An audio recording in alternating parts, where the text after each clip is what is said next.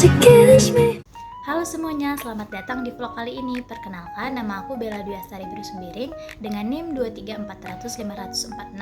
Di video kali ini, kita akan membahas topik penting dalam dunia perbankan, yaitu kredit dan batas maksimum pemberian kredit atau yang biasa disebut dengan BMPK. Kita akan kupas bersama apa itu kredit, bagaimana bank menyalurkannya, dan kenapa BMPK menjadi aturan penting untuk menjaga stabilitas sistem keuangan. Yuk kita mulai.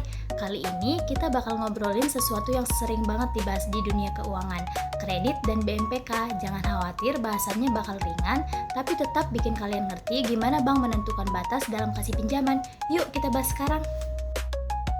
Ucing lagi ngidam ikan, tapi belum gajian. Ucing ngiler lihat ikan di toko Popo. Po, ngutang dulu ya, akhir bulan gua bayar. Popo ngedumel, duh Cing, lu suka ngilang kalau ngutang. Datanglah Lulu yang kerja di bank. Udah Po, toko lu terima kartu kredit aja. Dan lu Cing pakai kartu kredit. Apaan tuh? Tanya mereka. Lulu jelasin kartu kredit itu kayak utang sementara dari bank. Jadi kalau Ucing belanja pakai kartu kredit, bank bakal bayarin dulu ke Popo. Nah, Ucing nanti bayar ke bank. Tagihannya dikirim sebulan sekali. Terus bank dapat apa? Tanya Ucing. Bank dapat potongan kecil dari setiap transaksi di toko Popo. Misal Ucing beli ikan Rp10.000 pakai kartu kredit, bank langsung bayar ke Popo. Tapi Popo cuma dapat misalnya Rp9.700 karena yang Rp300 jadi biaya jasa buat bank. Nanti di akhir bulan bank tagih ke Ucing Rp10.000. Kalau Ucing bayar full nggak ada bunganya. Tapi kalau Ucing cuma bayar Rp5.000,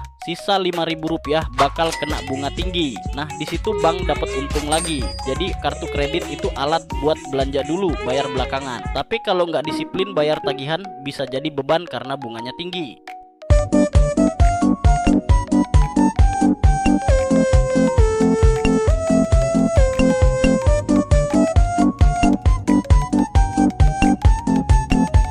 With your hand in my hand and a pocket full of soap, I can tell you there's no place we couldn't go. Just put your hand on the past, I'll be trying to pull you through. You just gotta be strong. I don't wanna lose you now. I'm looking right at the other half of me. The biggest see the set in my heart. There's a space and now you're home. Pertama-tama di sini saya akan membahas mengenai pengertian kredit. Kredit merupakan sebuah istilah yang berasal dari bahasa Yunani yaitu credere, yang berarti kepercayaan. Umumnya, kredit memiliki pengertian sebagai suatu kemampuan untuk memberikan pinjaman dengan suatu janji yang akan dibayar sesuai dengan waktu yang disepakati. Sedangkan berdasarkan Undang-Undang Nomor 10 Tahun 1998 tentang perubahan atas Undang-Undang Nomor 7 Tahun 1992 tentang perbankan yang berisikan penyediaan uang atau tagihan yang dapat dipersamakan dengan itu berdasarkan persetujuan atau kesepakatan pinjam-meminjam antara bank dengan pihak lain yang mewajibkan pihak meminjam untuk melunasi utangnya setelah jangka waktu tertentu dengan pemberian bunga. Selanjutnya ada jenis kredit yang dilakukan oleh bank. Yang pertama, KPR, yaitu kredit kepemilikan rumah. Kredit kepemilikan rumah ataupun KPR merupakan suatu fasilitas kredit yang diberikan oleh perbankan kepada nasabah perorangan untuk membeli atau memperbaiki rumah.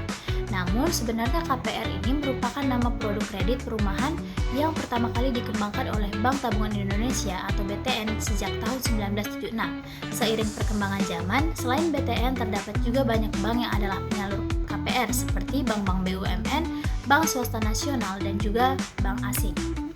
Selanjutnya ada kredit profesi, merupakan layanan kredit atau kredit service yang dialokasikan kepada kelompok profesional seperti dokter, pengacara, guru, dan akuntan untuk menunjang profesi usahanya.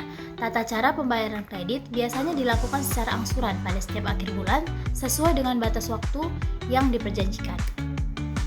Yang ketiga ada kredit modal kerja atau KMK, merupakan fasilitas kredit yang diberikan untuk memenuhi kebutuhan modal kerja yang habis dalam suatu siklus usaha dan atau kebutuhan modal kerja yang bersifat khusus seperti untuk membiayai inventory atau piutang ataupun proyek untuk kebutuhan khusus lainnya. Dan jenis yang terakhir, kredit investasi, merupakan utang yang diberikan kepada nasabah dengan tujuan membantu usahanya di mana ia dapat melunasinya dalam jangka waktu menengah hingga panjang. Tenor yang ditawarkan setiap bank berbeda-beda. Tenor yang ditawarkan setiap bank ini secara umum, bank-bank di Indonesia memberikan waktu cicilan mulai dari 10 hingga 15 tahun. Bila belum mampu melunasi hingga tenor yang ditetapkan, biasanya juga terdapat masa tenggang pelunasan maksimal 4 tahun. Selanjutnya, terdapat juga unsur-unsur kredit atau pembiayaan yang harus dipenuhi. Yang pertama itu ada kepercayaan atau trust, merupakan suatu keyakinan pemberi bahwa kredit yang diberikan baik berupa uang, barang ataupun jasa akan benar-benar diterima kembali pada waktu tertentu di masa yang akan datang. Yang kedua, terdapat kesepakatan, merupakan suatu hal yang dituangkan dalam suatu perjanjian ataupun kontrak bisnis di mana masing-masing pihak menandatangani hak dan kewajibannya. Dan yang terakhir ada resiko, digambarkan bahwa faktor resiko kerugian dapat disebabkan oleh beberapa hal, yakni kesengajaan pihak konsumen yang tidak mau membayar kreditnya padahal pihak tersebut mampu dan ketidaksengajaan seperti musibah dan bencana. Potensi resiko kredit ataupun credit risk potential cukup banyak dipengaruhi oleh adanya suatu tenggat pengembalian. Semakin panjang tenggat suatu kredit, maka semakin besar pula resiko tidak tertagihnya kredit tersebut. Selanjutnya, materi yang akan kita bahas adalah pengertian BMPK. Batas maksimum pemberian kredit atau legal lending limit atau yang biasa dikenal dengan istilah BMPK adalah jumlah dana maksimum yang dapat dipinjamkan oleh suatu bank kepada manajer tertentu. Batas ini dinyatakan sebagai presentase dari modal dan surplus sebuah lembaga.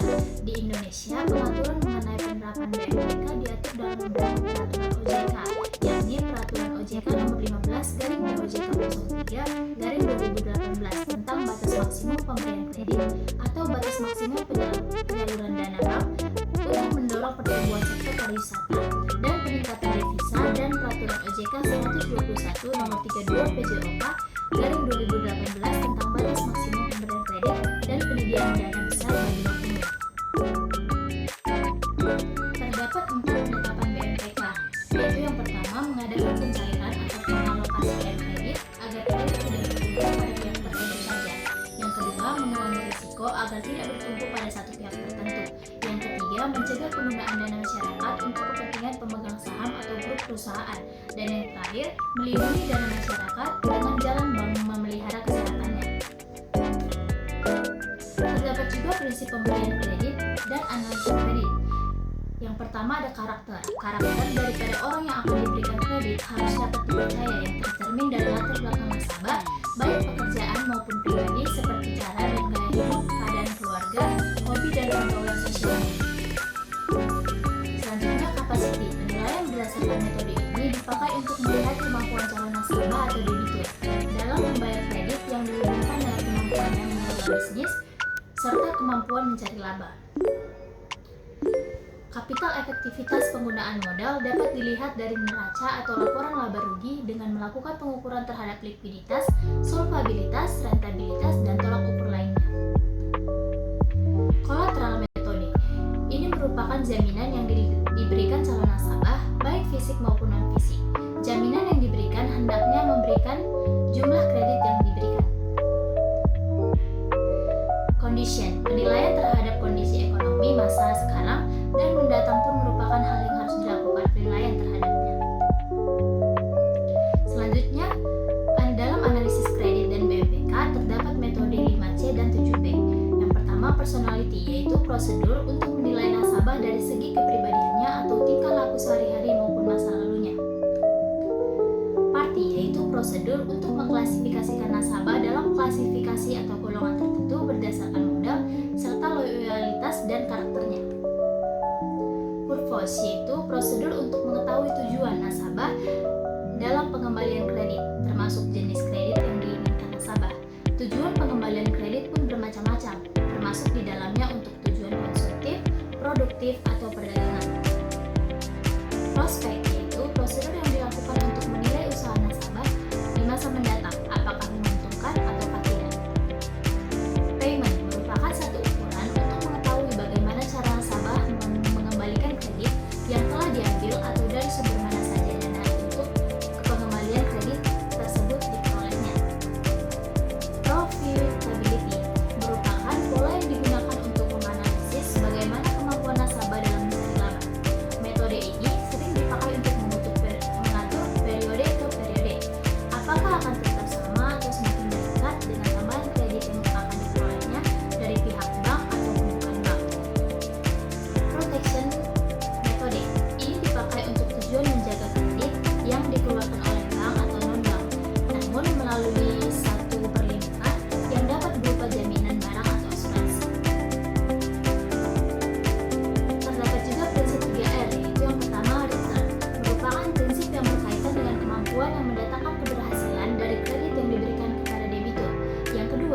repayment merupakan prinsip yang berkaitan dengan kemampuan debitur dalam pengembalian kredit.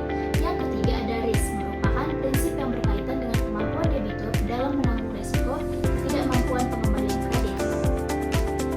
Dalam menilai kemampuan nasabah, terdapat tingkat kolektibilitas, yaitu yang pertama kredit lancar atau L, kredit dalam perhatian khusus atau DPK, kredit kurang lancar atau KL, kredit diragukan D, dan kredit macet M. Terdapat juga jaminan umum, itu jaminan utama dan jaminan tambahan. Meskipun tidak ada konsep hukum tentang jaminan dalam undang-undang tersendiri, KUH Perdata memuat aturan yang berkaitan tentang jaminan secara umum, sebagaimana diuraikan dalam pasal 1131 dan 1132 KUH Perdata, di mana menurut 1131 segala barang-barang bergerak dan tidak bergerak milik debitur, baik yang sudah ada maupun yang akan ada, menjadi jaminan untuk perikatan-perikatan perorangan debitur itu. Sini aku kasih tau kamu, kenapa orang kaya itu lebih milih belanja pakai kartu kredit daripada kartu debit. Kalau kamu belanja menggunakan kartu kredit, itu kamu belanjanya menggunakan uang bank. Jadi kalau amit-amit ada terjadi sesuatu sama kartu kreditmu, misalnya kartu kreditmu hilang dan si pelakunya itu menghabiskan semua limit kartu kreditmu, maka bank itu bisa langsung membekukan kartu kreditmu dan pembayaran terakhirnya itu dibatalkan. Karena balik lagi pelakunya menggunakan uang bank, jadi resiko ditanggung oleh bank. Dan amit-amit kartu debitmu itu hilang dan si pelaku menghabiskan seluruh saldo yang ada di dalam debitmu, maka resiko itu ditanggung kamu. Karena kartu debit kamu belanja menggunakan uangmu, jadi uangmu itu nggak bisa dikembalikan oleh bank. Nah ini belum termasuk dengan benefit yang kamu bisa dapatkan ketika menggunakan kartu kredit. Kayak misalnya di mall kamu belanja bisa dapat cashback, bahkan dapat miles juga yang bisa kamu tukarkan untuk tiket pesawat bisnis kelas secara gratis. Tapi balik lagi, ini semua bisa kamu dapatkan kalau kamu bayarnya tepat waktu. Makanya aku sendiri juga belanjanya pakai kartu kredit, bahkan sampai transaksi bisnis pun lewat paper payout. Kenapa? Karena lewat fitur ini aku bisa bayar vendor dalam negeri maupun luar negeri menggunakan kartu kredit. Vendor terima dana penuh di awal, sementara aku dapat tempo hingga 45 hari buat jaga cash flow aku tetap aman. Ada juga ekstra keuntungannya nih. Contohnya, promo catch extra miles if you can. Kalau dimaksimalin, ini kamu bisa kumpulin sekitar 38.000 miles dan itu bisa ditukarkan tiket pesawat PP Jakarta Singapura atau Jakarta Bangkok. Nah, buat kamu nih buruan cobain paper.id dengan cara klik link di bioku sekarang juga dan pakai kode SAM25 untuk akses ke semua fitur Paper ID gratis selamanya. Plus bonus 3 bulan Paper Plus biar biaya layanan makin hemat. Dari semua pernyataan di atas, dapat saya ambil kesimpulan bahwa kredit adalah fasilitas pinjaman yang diberikan oleh bank berdasarkan kepercayaan dan kesepakatan pengembalian beserta bunga dalam jangka waktu tertentu. Kredit memiliki fungsi penting untuk menggerakkan aktivitas ekonomi, arus pembayaran, dan pengendalian harga. Jenis kredit yang umum meliputi KPR, kredit profesi, kredit modal kerja, dan juga kredit investasi. Unsur utama kredit terdiri dari kepercayaan, kesepakatan, jangka waktu, resiko, dan balas jasa. Untuk mengendalikan resiko, diberlakukan batas maksimum pemberian kredit yaitu BMPK yang membatasi maksimum dana yang dapat dipinjamkan ke salah satu pihak. Sesuai presentasi, modal bank guna menjaga kesehatan bank dan melindungi dana masyarakat. Dalam menganalisis kredit, bank menggunakan prinsip 5C yaitu karakter, capacity, capital, collateral, dan condition. Dan 7P, personality, party, purpose, prospect, payment, dan profitability yang menilai kelayakan dan risiko nasabah. Prinsip 3R yaitu return, repayment, dan risk juga penting dalam menilai kemampuan debitur. Kualitas kredit dipantau melalui tingkat kolektibilitas mulai dari kredit lancar hingga kredit macet.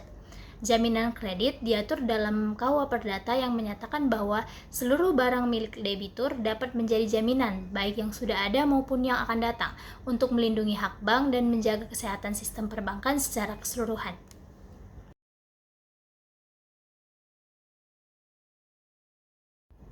Intinya teman-teman, kredit itu nggak bisa asal kasih karena ada aturan BMPK yang jadi batas biar bank tetap sehat dan aman. Semoga kalian jadi makin paham ya gimana sistem kredit di dunia perbankan bekerja. Terima kasih udah nonton video ini. See you, bye-bye.